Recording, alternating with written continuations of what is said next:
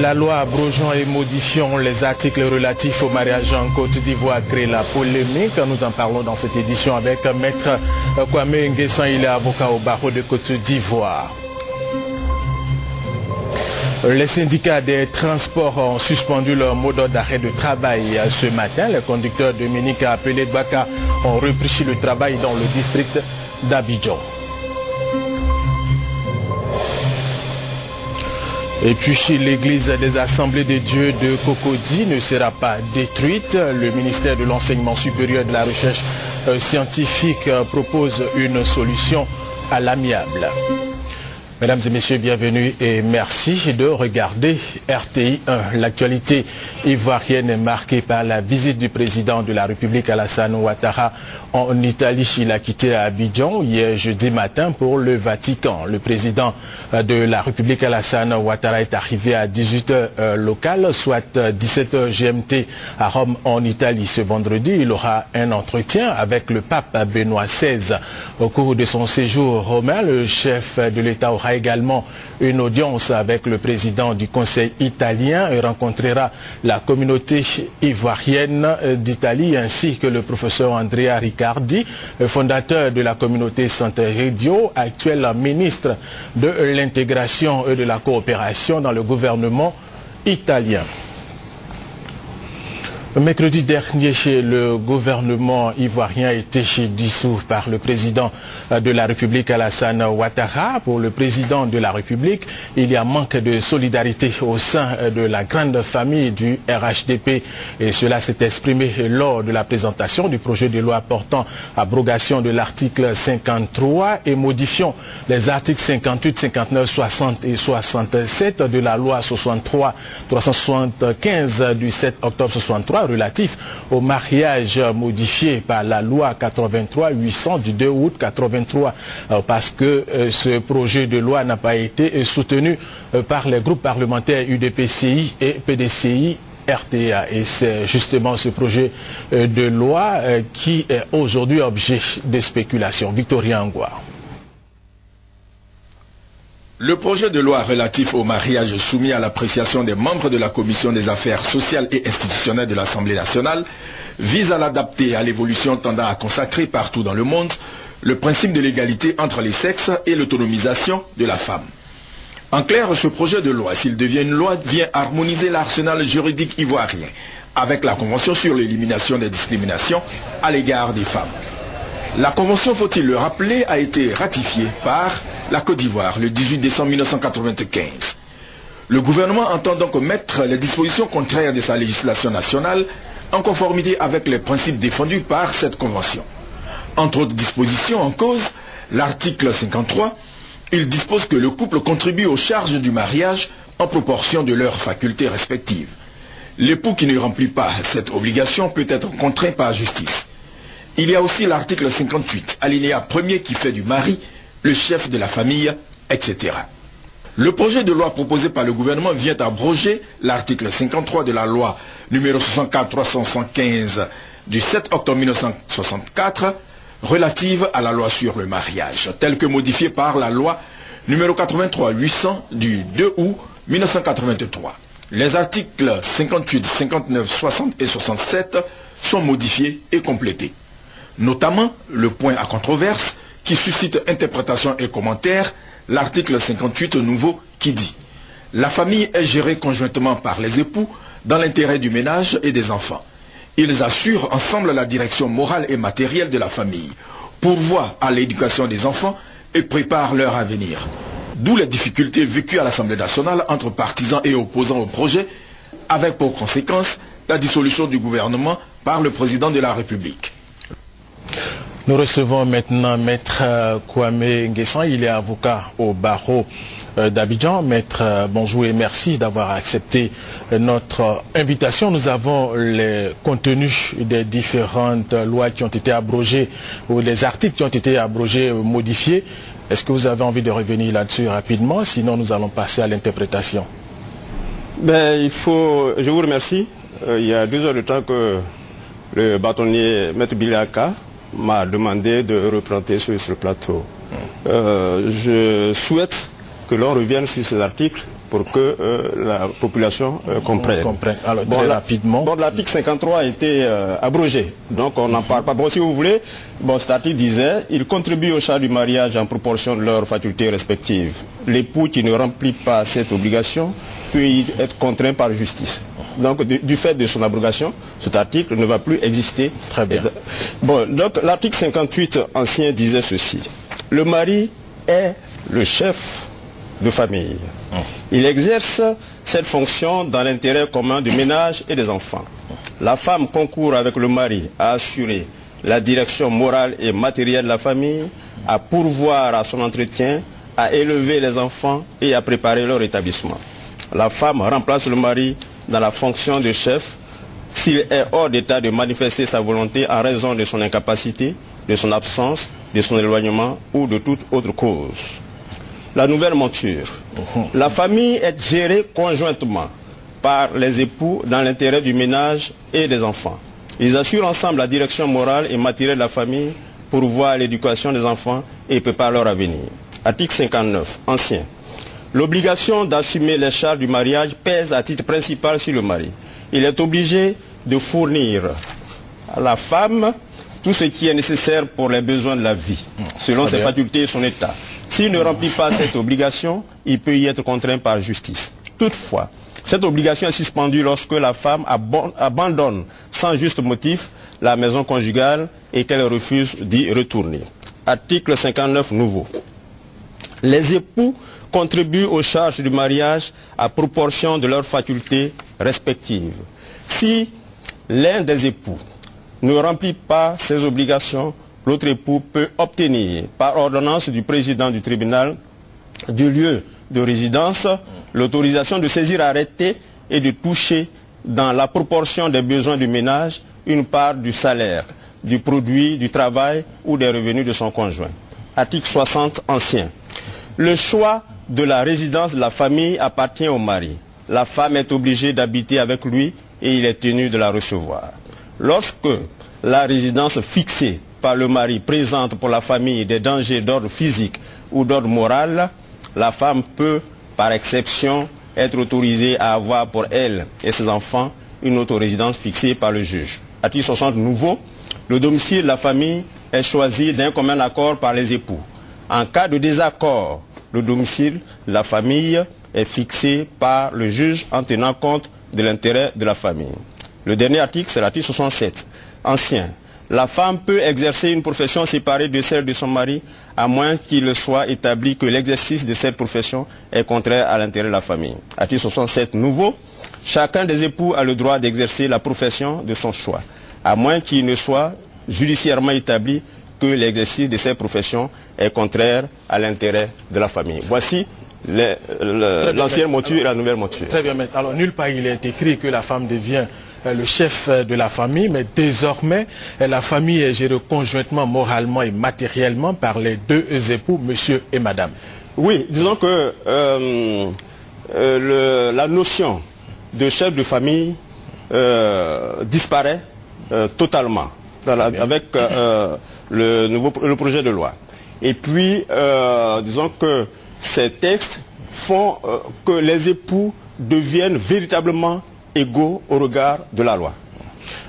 Mais au niveau des charges du ménage, est-ce que ces charges vont peser équitablement sur les deux, monsieur et madame, quel que soit le régime de la communauté des biens ou la séparation des biens?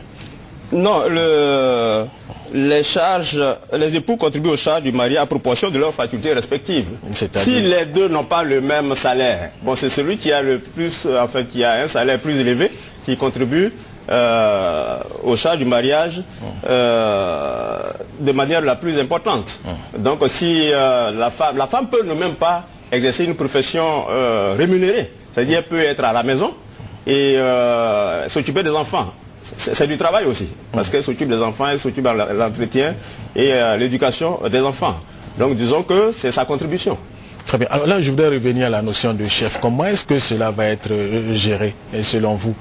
Oui, mais monsieur et madame, les deux ensemble sont les chefs de la famille. Bon, disons que pour l'Afrique, c'est difficile. C'est difficile parce qu'il faut que les deux s'entendent. Ne serait-ce même qu'au niveau de la mairie.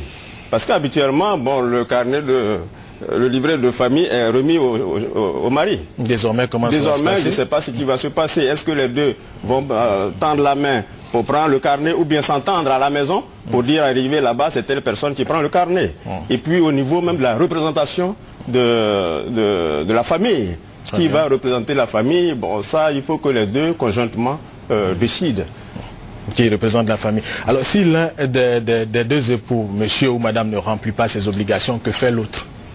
Non, mais l'autre saisit le tribunal pour que le tribunal rende une décision qui lui permette de saisir le salaire de l'autre. Et s'il n'y a pas d'entente au niveau du choix de la résidence, alors chaque fois on va revenir au tribunal? Oui, disons que ces textes vont entraîner une implication importante des magistrats dans la gestion des foyers. Parce que si les deux n'arrivent pas à s'entendre, il faut recourir au tribunal.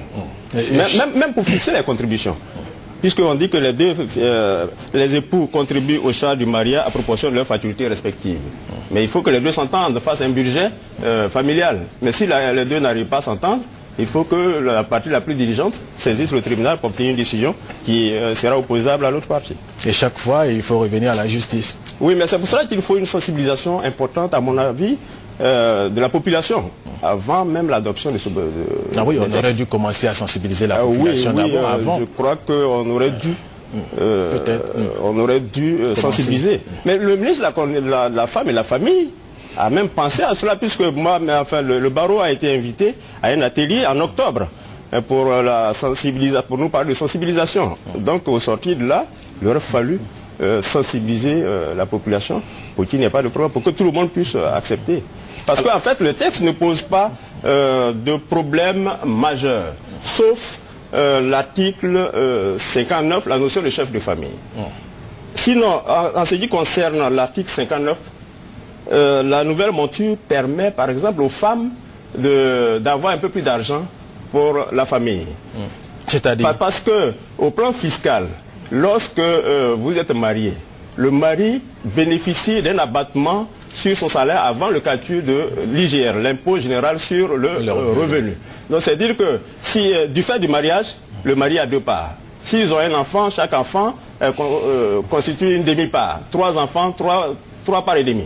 Donc c'est-à-dire qu'avant de calculer l'IGR, on divise le salaire du mari par 3,5 avant de le calculer. Alors que la femme est considérée comme une célibataire, c'est-à-dire 100%. Il n'y a pas d'abattement sur le salaire. Mais donc, du fait de la modification de l'article 59, le Code général des impôts doit aussi être modifié pour que la femme puisse bénéficier d'un abattement. Mais l'article 58 qui pose problème, le mari chef de famille, à notre avis, la notion de chef de famille, c'est-à-dire on pourrait peut-être maintenir l'homme chef de famille, et puis tout le reste, oui, c'est-à-dire les deux gèrent conjointement, mais le mari est chef de famille, ça peut passer. Mais disons que bon, c'est la notion de chef de famille qui pose problème, et je crois qu'il faut une sensibilisation de la population. Justement, vous parlez de sensibilisation de la population. Il faut tenir compte des religieux, des traditionnalistes. Oui, aussi bien le Coran que la Bible font de l'homme le chef de famille. Mais nous sommes dans un pays laïque. Il n'y a pas que les chrétiens et les musulmans. Mais la plupart... Les traditionnalistes, les boussonistes. Oui, bon, disons que en Afrique, c'est difficile à comprendre, mais il faut évoluer. Il faut s'adapter parce que bon, la plupart des pays du monde ont modifié leur texte. Et les femmes juristes, s'il vous plaît, les femmes juristes même qui ont fait des propositions ont pensé à cela parce que au niveau des avantages et des inconvénients de ces textes, elles ont dit ceci. Au niveau des inconvénients, elles ont dit la réforme risque de se heurter aux valeurs défendues par nos sociétés traditionnelles caractérisées par une forte dominance masculine. Elle va ainsi entraîner un bouleversement de l'ordre préexistant. La réforme pourrait créer des confusions en pratique dans les cas où le partage des responsabilités de chacun des époux ne serait pas clairement défini. Maître Kwame, justement pour éviter ces confusions, il faudra sensibiliser les populations. Merci d'être passé, merci d'avoir accepté notre invitation. Vous restez avec nous. Ce projet de loi abrogeant et modifiant des acquis relatifs au mariage a fait la une des journaux ce vendredi, mais également la dissolution du gouvernement. Nous suivons ce compte rendu d'Ali Diarasouba. La nouvelle de la dissolution du gouvernement est tombée mercredi dernier comme un couperet. Ce vendredi matin, toute la presse ivoirienne s'invite dans le débat. Le quotidien pro-gouvernemental Fraternité Matin se pose la question de savoir pourquoi une telle décision du chef de l'État et essaie d'apporter des réponses à cette interrogation à travers l'analyse d'un politologue. Quant aux patriotes, il met à sa une en berne un panneau stop pour fustiger le manque de solidarité au sein du RHDP dans le cadre de l'alliance gouvernementale. Le quotidien revient sur les raisons officielles de la dissolution du gouvernement, à savoir les dissensions autour du projet de loi sur le mariage à l'Assemblée nationale. Des dissensions entre alliés du RHDP qui ont valu au nouveau réveil une enquête à l'effet de savoir qui a trahi qui au juste au sein de l'Alliance dans cette affaire de loi sur le mariage. Le quotidien va plus loin et affirme que les députés PDCI ont été incompris. Ce n'est pas comme ça qu'on voit les choses au niveau de notre voix, qui affirme que Ouattara déclare la guerre au PDCI, parti membre du RHDP. L'expression, pour sa part, pense savoir pourquoi Ouattara s'est fâché et affirme que les députés ont fait tomber le gouvernement. Même son de cloche chez Nord-Sud Quotidien et Soir Info, qui semble savoir chacun les non-dits de la colère de Ouattara et les raisons profondes d'une dissolution. De toute évidence, ce débat fera couler encore et encore, encre et salive, la presse ivoirienne étant disposée à cet exercice.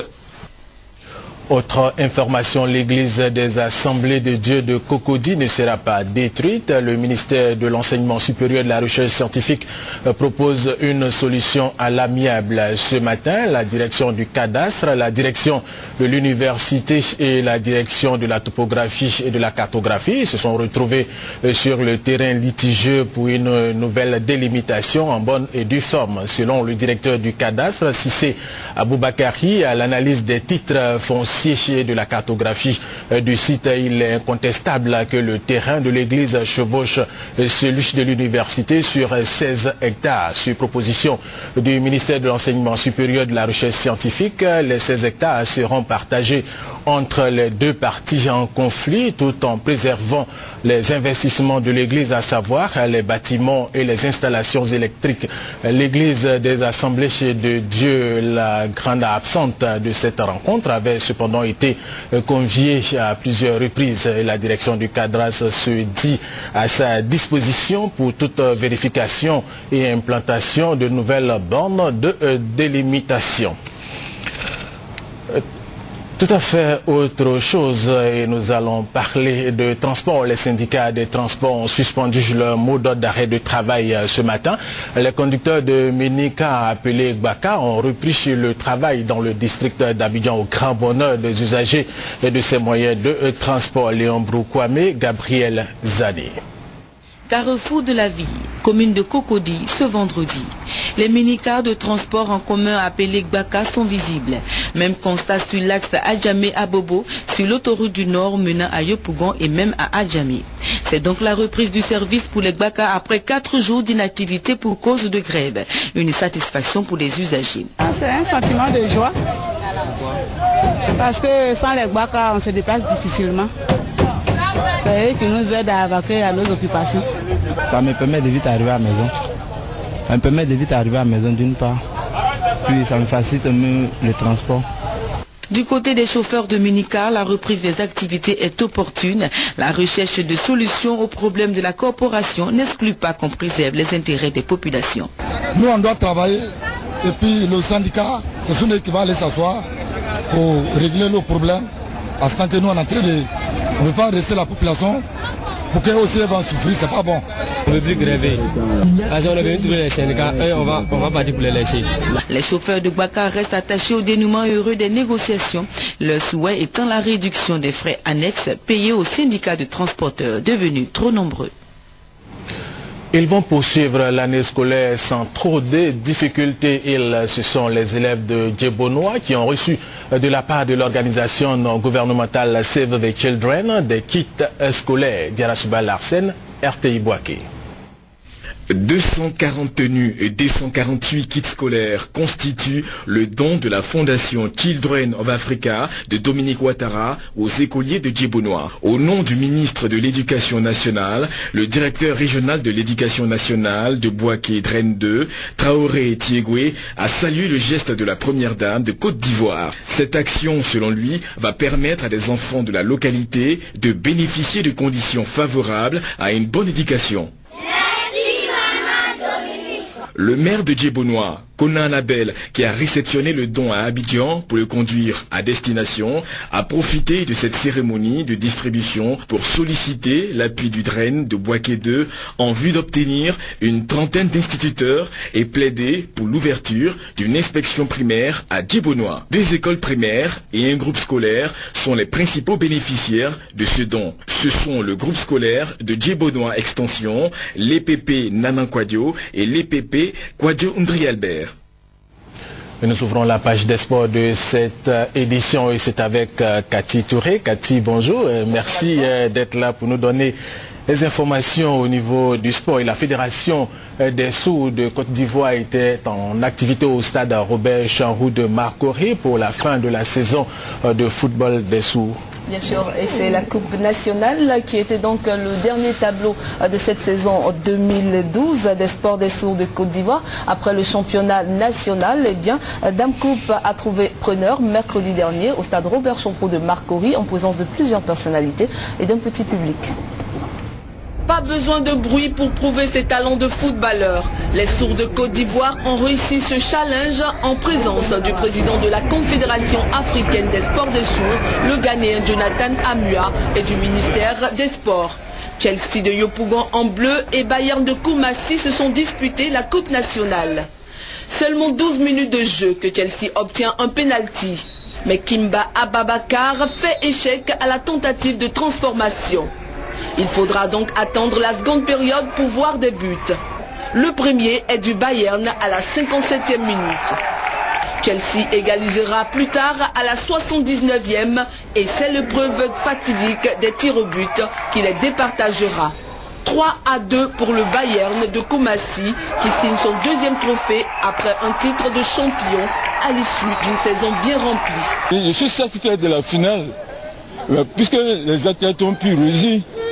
Bon, je voudrais que sur l'opinion publique nous soutienne dans les activités à venir en 2013. Le football des sourds de Côte d'Ivoire va bientôt s'internationaliser avec la première Coupe d'Afrique des Nations de la discipline en octobre 2014. Et c'est la Côte d'Ivoire qui est d'ailleurs sollicitée pour abriter ce grand événement. Et là, sur ce plateau, notre interprète Ronio Jonas est là pour la traduction. Alors Cathy, dites-nous comment est-ce que ça se passe au niveau de l'arbitrage? Alors au niveau de l'arbitrage, vous en saurez plus lors de notre magazine, mais pour l'instant, sachez qu'en plus du sifflet, puisque ça ne sert pas à grand-chose, eh bien l'arbitre principal, vous avez vu, a un drapeau. Et puisque les joueurs ils connaissent les règles du football, donc lorsqu'on sait qu'on a fait une faute, tout le monde se reporte sur l'arbitre qui lève le drapeau ou pas. Et en fonction de cela, voilà. Et vous avez vu aussi comme ça, ce sont les applaudissements. Donc tout est fait pour s'entendre. Voilà. Alors parlons maintenant du match amical Côte d'Ivoire-Autriche, match remporté par les Ivoiriens. C'était en Autriche, 3-0. Cela a permis à la Côte d'Ivoire de conforter sa place de 15e rang FIFA. Ouais, et puis on espère que la Côte d'Ivoire prendra donc encore des galons dans ce rang. C'était vraiment un très bon texte pour les éléphants de Côte d'Ivoire face à l'Autriche, vous l'avez dit. Le sélectionneur Sabri Lamouchi en a profité donc pour faire tourner un peu son effectif et puis voir un peu la forme de ses joueurs. Bonne opération donc pour les Ivoiriens qui ont défait l'équipe d'Autriche 3-0. Revoyons les buts. Assurer son rang de 15e mondial et maintenir haut son moral avant la Coupe d'Afrique des Nations, c'était l'intérêt pour la Côte d'Ivoire de ce match amical face à l'Autriche. Dès la deuxième minute, les éléphants affichent de belles intentions. Mais ils vont vite tomber dans une indolence dont aurait pu profiter l'Autriche, n'eût été le pied salvateur de Barry Kopa. L'avertissement réveille les Ivoiriens et à la 44e minute, le relais Koné Aruna Yadidier, mais ce dernier sur orbite. Son tir puissant ne laisse aucune chance à Heinz Lindner. En seconde période, Sabri Lamouchi procède à quelques retouches et fait notamment entrer Yaya et Drogba. Le capitaine des éléphants sur son deuxième ballon décoche un tir qui brûle les gants du malheureux Lindner. Les éléphants, dès lors euphoriques, contrôlent le jeu et sont récompensés par un troisième but de belle facture, signé Traoré Lassina, l'attaquant de l'Anjima Kashkala. Côte d'Ivoire 3, Autriche 0. Les éléphants ont recommencé à nous faire respirer. En tout cas, très belle prestation des éléphants. Cathy, tout de même une note triste. Le célèbre footballeur camerounais, ancien milieu de terrain du Cameroun, Abega Théophile, est décédé hier des suites d'un malaise cardiaque. Effectivement, c'était l'ancien capitaine des Lions indomptables et nous gardons une très belle image de lui. C'est celle de 1984 ici à Abidjan, lorsque le capitaine a soulevé pour la première fois le trophée continental du Cameroun ici à Abidjan, des mains bien sûr de notre père de la nation, Félix Houphouët-Boigny. C'est une très belle image que nous gardons en tout cas du capitaine des Lions indomptables. Et nous disons donc condoléances à toute la famille du football et bien sûr la famille biologique du joueur. On va parler maintenant de football sur le plan national avec votre permission pour parler de la 3e journée de la Ligue 1 qui démarre déjà demain samedi. Les films sera face à Bassam au Parc des Sports de Trècheville.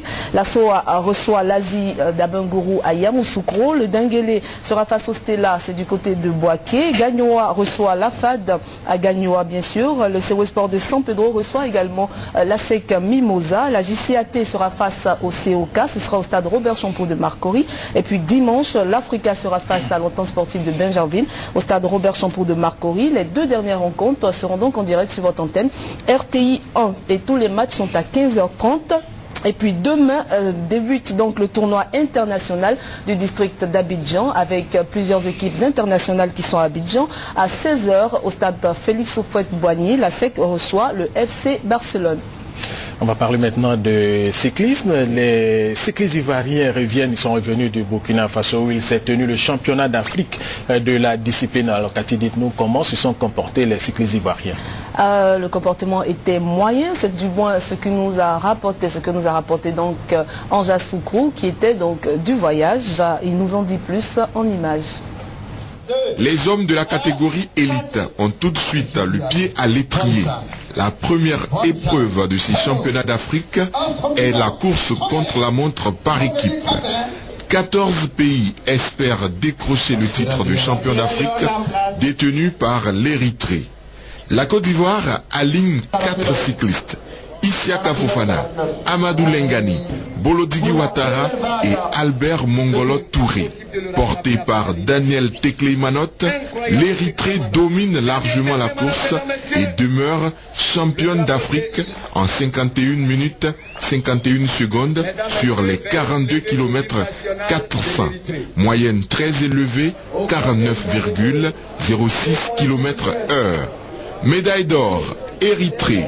Médaille d'argent, Tunisie. Médaille de bronze, Algérie.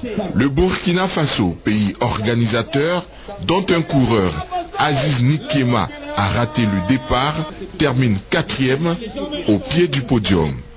Le jeudi 8 novembre 2012, les juniors hommes 17-18 ans attaquent le chrono pour la course contre la montre individuelle. La Côte d'Ivoire ne participe pas à cette compétition qui sourit à l'Algérie avec 2 médailles le jour même de la fête nationale du pays. Abderrahmane Mansouri a la médaille de bronze et Abderrahmane Berlahem est sacré champion d'Afrique du contre-la-montre individuel junior. Sébastien Tiak de l'île Maurice a la médaille d'argent. Les moins de 23 ans et les élites sont en piste le vendredi 9 novembre sur le boulevard Pascal Zagré à Ouaga 2000. 31 coureurs affrontent une des épreuves phares de ces championnats d'Afrique, la course contre la montre individuelle des ténors. Ils tentent de détrôner le redoutable érythréen Daniel Tekleimanot double champion d'Afrique en titre. Parmi eux, le jeune Ivoirien Isiaka Cissé et son devancier Isiaka Fofana. Au bout d'une course pleine de suspense et de rebondissements, l'Érythréen Daniel Tekleimanot garde sa couronne pour 3 petites secondes seulement. Une couronne que l'Éthiopien Gaboumé semblait coiffer jusque dans les dernières secondes.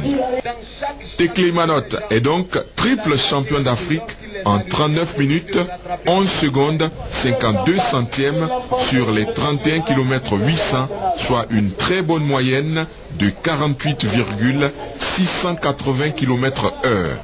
Gaboumé de l'Éthiopie accroche finalement la médaille d'argent.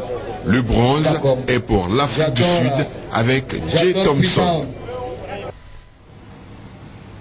Voilà, quelques informations avant de vous quitter. Donc, Alvorassa, la Société Omnisport de l'armée chez les hommes et l'Africa Sport d'Abidjan chez les dames, représente en ce moment la Côte d'Ivoire à Tanger, c'est au Maroc, pour la 34e édition de la Coupe d'Afrique des clubs champions. Et on parle de handball. Hier, la Société Omnisport de l'armée a signé forfait face à Marrakech pour ne pas être en règle vis-à-vis des paiements de participation. Les dames, quant à elles, ont joué tout à l'heure sur le cours de 10 heures face à l'ABC du Cap-Vert, victoire des Ivoiriennes 38 à 15. Et puis sur le plan national, on prépare l'Assemblée Générale élective qui est prévue pour décembre. Dernière information de karaté, une autre Assemblée Générale, cette fois constitutive de la Fédération de Vocatrouienne de Côte d'Ivoire. Ce sera donc pour dimanche à partir de 9h. On se donne rendez-vous lundi à partir de 20h50 pour le grand magazine sportif.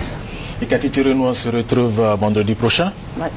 Merci pour toutes ces informations sportives. Sachez que l'actualité ivoirienne est marquée par la visite du président de la République Alassane Ouattara en Italie. Il a quitté Abidjan hier jeudi matin pour le Vatican. Le président de la République Alassane Ouattara est arrivé à 18h locales, soit 17h GMT à Rome en Italie. Et ce vendredi, il aura un entretien avec le pape Benoît XVI. Au cours de son séjour romain, le chef de l'État aura également une audience avec le président du Conseil italien et rencontrera la communauté ivoirienne d'Italie ainsi que le professeur Andrea Riccardi, fondateur de la communauté San Eridio, actuel ministre de l'intégration et de la coopération dans le gouvernement italien. C'est la fin de cette édition. Merci de nous avoir suivis. Restez avec nous sur RTI 1.